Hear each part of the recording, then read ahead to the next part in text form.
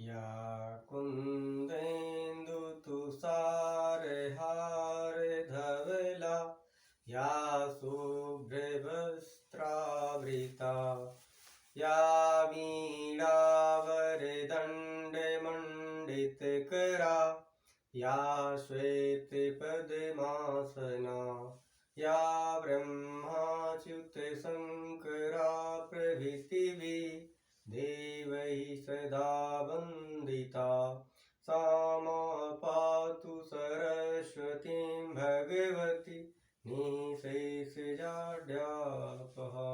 बोलिए सरस्वती रानी की, राधा रानी की, पार ब्रह्म परमेश्वर श्री कृष्ण की, भागवत महापुराण की जय जय। श्री राधे श्याम। जो मरीच ऋषि थे उनके दो पुत्र हुए, कश्यप और उतप थे। तो कश्यप का विवाह जो है, जो दक्ष थे, और दक्ष की जो पत्नी थी प्रसूति, उनकी 13 कन्याओं का विवाह कश्यप जी से हुआ, जिसमें एक नाम दिति और अदिति का भी था। उन 13 कन्याओं में समयानुसार जब कुछ वर्ष बीत गया और दिति के पास कोई संतान नहीं थी, तो दिति ने काफी विनय किया महर्षि कश्यप से पुत्र के लिए। और एक समय ऐसा आया जब वो समय अनुकूल नहीं था, और दिति ने अपने जो है गृहस्थ धर्म का पालन करते हुए महर्षि को विवश किया, और वह बेला उचित नहीं था, समय उचित नहीं था। तो जब भी हम कोई कार्य करते हैं तो समय का बड़ा महत्व होता है, इसलिए हमको हर काम समय पर करना चाहिए। क्योंकि देखिए, समय पर वर्षा, समय पर गर्मी, समय पर धूप, हर चीज, हर वस्तुएं प्रकृति की समय पर ही अच्छी लगती हैं। अगर बच्चा बुढ़ापे जैसा एक्शन करे और बूढ़ा बच्चे जैसा एक्शन करे तो ये शिष्टाचार ठीक नहीं होगा। इसलिए हर व्यक्ति को अपने समय के अनुसार आचरण करना चाहिए और समय की प्रासंगिकता को समझना चाहिए।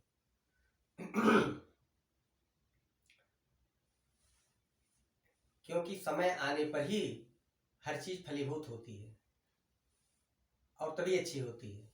और शिष्टाचार मर्यादा का पालन होना चाहिए, क्योंकि शिष्टाचार और मर्यादा यह अति आवश्यक है समाज के सुचारू रूप से संचालन के लिए। क्योंकि सुचारू रूप से संचालन समाज का तभी हो सकता है जब हम अपना व्यक्तित्व संतुलित रखें और समाज में मर्यादा, चरित्रता, सौम्यता, शीलता, दया, गुण, ये सब जो गुण हैं, जो बहुत ही महत्वपूर्ण गुण हैं, इनका पालन होना चाहिए। क्योंकि अभिवादनशीलस्य नित्यावृद्धोपसेविनं चत्वारि तस्य वर्धन्ते आयुर्विद्या यशो बलम्। अभिवादनशील, अपने से बड़ों का सम्मान, ये सब ऐसे कार्य हैं जिसको करने से हमारा यश, हमारी कीर्ति, हमारी आयु, हमारी विद्या, ये सब बढ़ती है और बढ़ती ही चली जाती है। अगर हम अभिवादनशील, बड़ों का आदर, ये सब नहीं करते हैं तो हमारे व्यक्तित्व की बहुत बड़ी कमी है। हम कुछ भी हासिल कर लें, जो भी भगवान ने दिया है, जैसे प्रारब्ध के अनुसार आपको सुंदरता भगवान ने दिया, आपको ज्ञान भगवान ने दिया, और आपको धन भगवान ने दिया। तो जो भी आपने मतलब भगवान ने आपको दिया आपकी प्रारब्ध के अनुसार, क्योंकि आपका अधिकार केवल कर्म पर है, कर्म के फल पर नहीं। जो कर्म का फल है वो भगवान पार ब्रह्म परमेश्वर भगवान श्री कृष्ण के हाथों में है। तो आप केवल अधिकार आप पर किसका है? कर्म का अधिकार है आपके पास। तो कर्म कैसा करेंगे आप, यह आपको कथा से मिलेगा और कर्म से ही आपका उसका परिणाम मिलेगा। क्योंकि अवश्यमेव भोक्तव्यम कर्मणेवाशुभाशुभम, अवश्य ही आपको अभोग करना पड़ेगा आप जैसा शुभ और अशुभ कर्म करते हैं। इसलिए हमेशा आपके पास जो भी ईश्वर द्वारा प्रदत्त चीजें हैं, इसका जो आवंटन है, जो वितरण है, वह बहुत सामाजिक समरसतापूर्ण होना चाहिए, जिससे आप भी संतुलित रहें और समाज और राष्ट्र और देश की व्यवस्था, आपका परिवार भी संतुलित रहे। क्योंकि भाषा भनिति भूति भली सोई, भाषा भनिति भूति भली सोई, सुर सरि सम सब करहित होई, सुर सरि सम सब करहित होई, भाषा भनिति भूति भली सोई, सुर सरि सम सब। जैसे आपके पास विद्वता है, आपके पास संपत्ति है, आपके पास ज्ञान है, पद है, तो इसका जो लाभ है, जो वितरण है, वो कैसा होना चाहिए? सुर सरि सम सब करहित होई। जैसे गंगा है, एक समान भाव से सबका हित करते हैं, ऐसे आप में दृष्टि की एकता होनी चाहिए, तभी आपके अंदर विचारों की एकता आएगी। तो यहाँ पर जो एक मर्यादा थी वह अशिष्ट हो गई, शिष्टाचार का पालन नहीं हुआ। तो वहां क्या होता है? सविदित्वा आत्माजानं नो भावं संतान भावना, त्रयोदशादान्ता समं यास्ते शीलम अनुमृता। तो वहां पर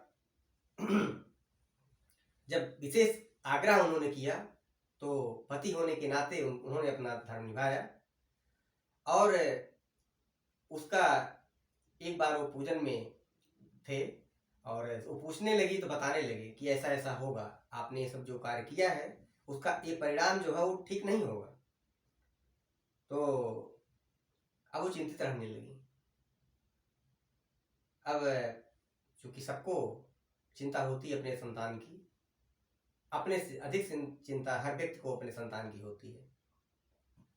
84 लाख योनियों में जितने भी प्राणी हैं सब अपने से ज्यादा अपने संतान को मान देते हैं और उनका प्रेम करते हैं उनको। यही हाल दीति के साथ भी हुआ। तो जब कश्यप जी उनको सारी बात बताए तो काफी दिनों तक उन्होंने जो उनके गर्भ था वो गर्भधारण उन्होंने 100 वर्ष तक किए रखा। 100 वर्ष तक गर्भधारण, यानी उनको जो बालक था, जो बच्चे थे, वो बाहर ही नहीं आने दिए। 100 वर्ष तक अपने तपोबल से वो रोक रखे रही। न ब्रह्मदंड दग्धस्य न भूत भयस्य नारकास्य अनुग्रहति मायायो निवसौगतौ। तो जब वो बताए कश्यप जी कि ये जो हुआ है ये सारी चीजें ऐसी ऐसी होंगी और ये परिणाम ठीक नहीं होगा और ये आने वाली संतान राक्षस होगी, तो उनको थोड़ा सा शांति मिली। तब जब उन्होंने कहा कि लेकिन उनका जो उद्धार होगा भगवान के हाथों होगा, लेकिन जो हमारा जो नाती होगा